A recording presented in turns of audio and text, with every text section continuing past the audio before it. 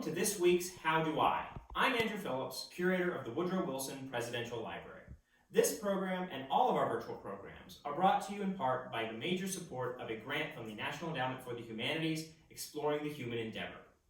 Today we're going to be talking about antique furniture, and so we find ourselves here in the Woodrow Wilson birthplace, in the dining room, to be specific. Antique furniture requires lots of very special care. And can also be a subject with lots of ultra specifics, lots of tangents. So in this program, we're going to be talking about some very basic handling and cleaning techniques that will be appropriate for all types of wood. Now, when we want to move a piece of furniture here in the presidential birthplace, we have to take a few steps to make sure we're doing so in a way that will protect it as best as possible. First of all, I'll be wearing white cotton gloves. These are very simple little gloves, just made out of clean cloth, no dyes or any sort of plastic grips.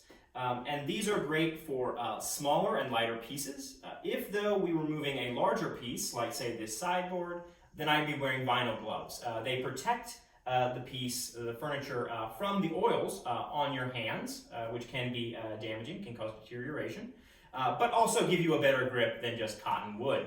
But for a small piece like this chair, the cotton works just fine. And when we want to move it, we want to pick it up at the strongest point in the chair, and those are the side rails here.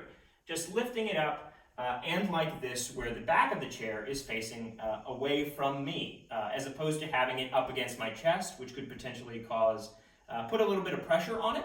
And we want to make sure that it is not feeling any of that sort of pressure. We want it to, the joints where it joins the seat of the chair can be kind of fragile. So by holding it this way, I have a good grip on it, and I'm supporting it at its strongest points. Now, if we're moving a larger piece of furniture, like the sideboard, we would want to have multiple people, and we would want to use moving webbing straps with a bit of a liner to ensure that there's no risk of harming the piece.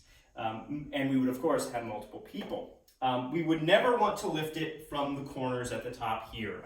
Doing so might get it up in the air, but can cause damage to the piece.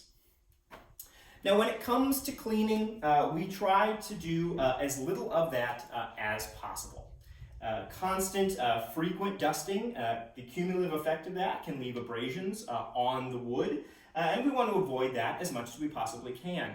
And so we only clean these pieces when we absolutely have to. When we do so, we like to use just a dry, clean microfiber cloth. It helps to ensure that we are not harming any part of the piece or catching on any of the little embellishments. We try not to use the sort of disposable dusting products. They're very good at attracting and picking up the dust, but all these little fibers can get caught on damage, can damage especially fragile veneers, and so we want to avoid doing that. Now, this, of course, is just a few of the ways that we protect these pieces. The other part is also the metal. Most pieces of older furniture have metal, and over the years they build up a patina. It's not particularly shiny, but we want to make sure that we are protecting it as best we can, and removing that patina can be harmful to the metal elements of the furniture. And so, again, when we want to clean the metal like we did with the wood, we would just use the microfiber cloth and dust it only when we absolutely have to. If you have any more questions, please feel free to get in contact with us at howdoi@woodrowwilson.org, and we hope to see you again in another one of our programs.